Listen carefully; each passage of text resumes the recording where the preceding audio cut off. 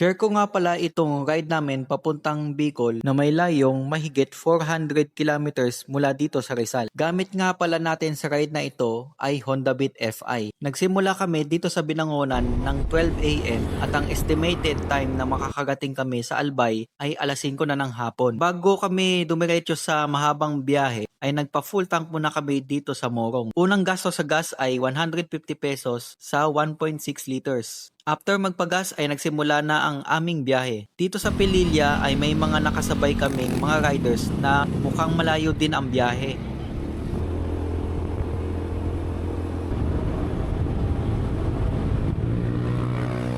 Pagdating dito sa Luisiana, Laguna ay nag-stop over muna kami ni OBR dahil nakakaramdam kami ng antok kaya tumigil muna kami dito para kumain ng sikat na bibingka dito sa Laguna. 4 AM, pagdating dito sa Tayabas, Quezon, hindi na napigilan ni OBR ang antok kaya nag-stop over ulit kami dito sa 7-Eleven para umidlip muna. After ng 30 minutes na power nap ay nagpagas na rin kami dito sa katabing gasolinahan. Dito ang pangalawang gasto sa gas ay 180 pesos para sa 1.84 liters. Magliliwanag na nang nakarating kami dito sa Old Zigzag Road sa Pagbilao, Quezon na mas kilala sa tawag na Bitukang Manok. Meron din namang daan sa kabila pero mas pinili naming dito dumaan dahil sa ganda ng tanawin na makikita kahit medyo delikado ang mga kurbada dito. 5:30 na nang makarating kami dito sa Atimonan at dito sa tabing kalsada ay napagpasyahan naming kumain muna ng almusal. Kahapon nga pala ay nagluto kami ng mga babauning pagkain para ready to eat na saan man kami abutin ng gutom at para makatipid na rin. Past 6 AM na nang nagpatuloy kami sa biyahe. Mula dito sa Gumaca ay tuloy-tuloy na ang andar namin hanggang makarating sa Calawag, Quezon. 8:45 na nang tumigil kami saglit dito sa 7-Eleven para mag-water break muna. Mula dito ay 235 kilometers pa ang layo namin sa Albay. Kaya nagpatuloy na ulit kami sa ride. 9:20 na nang makarating kami dito sa Arco ng Gateway to Bicolandia. Tumigil kami saglit pero di na kami nagpicture-picture at umalis na agad kami.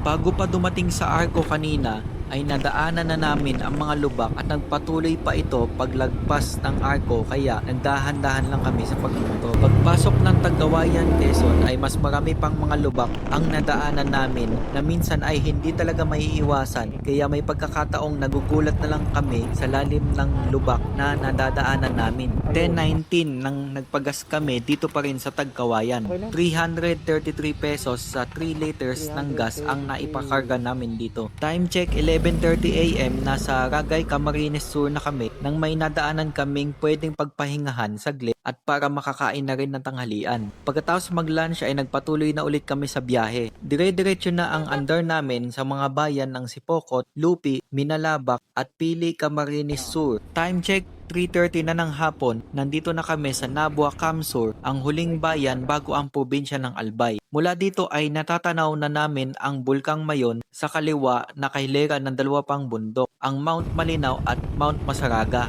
At heto na sa wakas ay nakapasok na kami sa probinsya ng Albay sa bayan ng Pulangi. 33 kilometers na lang ang layo namin sa tutuluyan namin sa Kamalig, Albay. At papalapit na rin kami ng papalapit sa Bulkang Mayon. 4:30 nagpagas kami dito sa Shell sa Ginobatan, Albay. Gumastos kami ng 349 pesos para sa 3.2 liters ng gas. 4:48 nang sa wakas, after ng napakahabang biyahe, ay narating na namin ang Kamalig Bypass Road na may magandang view ng Bulkang Mayon. Tumigil muna kami saglit at kumuha ng pictures. Pagkatapos ay umandar na ulit kami para puntahan naman ang sikat na 7-Eleven dito sa Kamalig. Ang totoo niyan ay nagpaalam lang kami na pupunta ng 7-Eleven pero hindi namin sinabi kung saan. 5:30 na nang tumuloy na kami papunta sa hotel na tutuluyan namin habang kami ay nandito sa Albay. Dito nga pala kami nag-check-in sa Mayon Lodging House at nagbayad kami dito ng 2,800 pesos for 2 nights. Di ko na nabidyuhan yung loob nito dahil pagod na, rentahin na kasi. 6:30 nang mag-dinner na kami dito sa roof deck ng tinuluyan naming lodging house na may view ng Mayon. May lava pa nga na lumalabas sa bunganga ng bulkan ng time na iyon. Kaya noong madaling araw, kinabukasan, ay tumunog ang mga cellphone namin na nag-aalerto sa amin dahil sa nangyayaring lava fountaining sa bulkan. Kinaumagahan ay umakyat ulit kami sa roof deck para mag-almusal. Sa oras na ito ay mukhang kalmado naman ang bulkan at nasisilayan namin ang kabuuan ng hugis nito. Pagkatapos mag-almusal ay agad na kaming umalis papunta sa mga lugar na papasyalan namin dito sa Albay. Isa na dito ang Kagsawa Ruins na 750 meters lang ang layo sa tinutuluyan namin. First activity nga pala namin dito ay ang sikat na ATV ride. Nag-book na kami dun sa lodging house at hinihintay namin dito ang mag-a-assist. Sinundan lang namin yung mag-a-assist sa amin. Pagdating dito ay agad na nagpalista kami at nagbayad ng 1,700 pesos for 2 packs. 850 per head. Bago kami nagsimula ay konting briefing muna sa magiging tour guide namin. Kaunting tutorial at heto na, ready na kami for the ATV ride. Simula na ng aming ride pero si OBR ay mukhang nahihirapang kontrolin ang manibela ng sasakyan. Kaya yun, gumawa siya ng sariling daan. At dito na nga magsisimula ang aming ATV adventure na tanaw ang Bulkang Mayon. Kaya, let's go!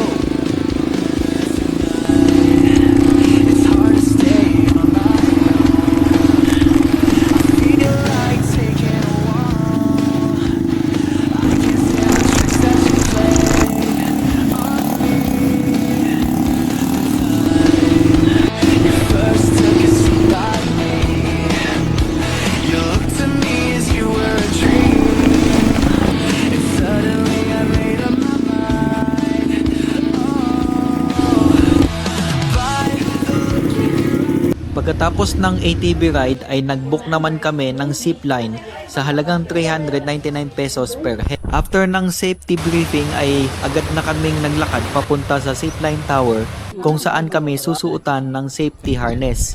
At heto na, after masecure ang lahat ay nagsimula ng umandar ang zipline.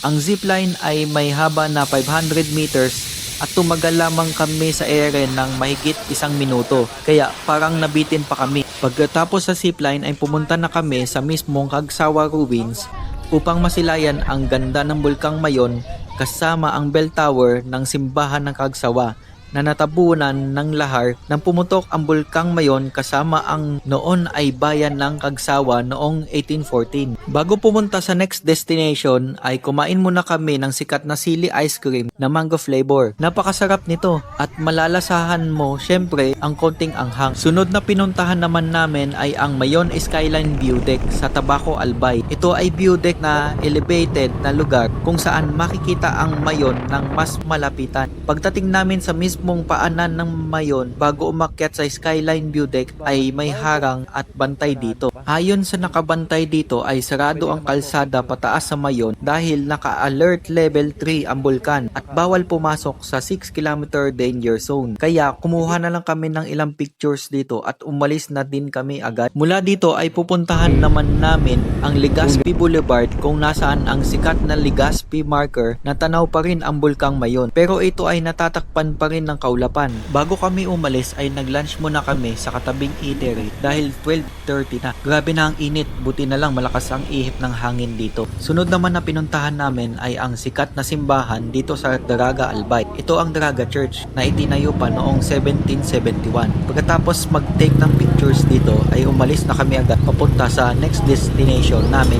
Dahil sa mga pag-iikot na ginawa namin sa mga tourist spot dito ay literal na naikot na namin ang Bulkang Mayon. 3 PM na at sunod na pinuntahan naman namin ay ang Sumlang Lake. Nagbayad muna kami dito ng entrance fee na 100 pesos per head at 10 pesos na parking fee para sa motor. Ang Sumlang Lake ay isang natural lake na malapit sa Bulkang Mayon. Dinarayo ito dahil sa Instagrammable spot nito na may view ng bulkan. Meron ding mga in-offer dito na water activities katulad ng balsa, tri-bike at kayaking. 4:30 na nang magpasya kaming bumalik na sa lodging house para magpahinga dahil kinabukasan ay babiyahe na kami pauwi sa Rizal. Pagdating sa tinutuluyan namin ay nag-relax na lang kami at pinagmasdan na lang ang kabuuan ng Bulkang Mayon mula sa roof deck hanggang sumapit na ang gabi. Kinabukasan ay araw na ng pag-uwi namin kaya bago ang isa na namang mahabang biyahe ay nagpagas muna kami dito sa Petron. Gumastos kami dito ng 219 pesos sa 2.3 liters ng gas. Napakaganda ng view ng Mayon ngayong umaga kaya for the last time bago umuwi ay dumaan muna kami ulit dito sa 7-Eleven para kumuha ng konting picture.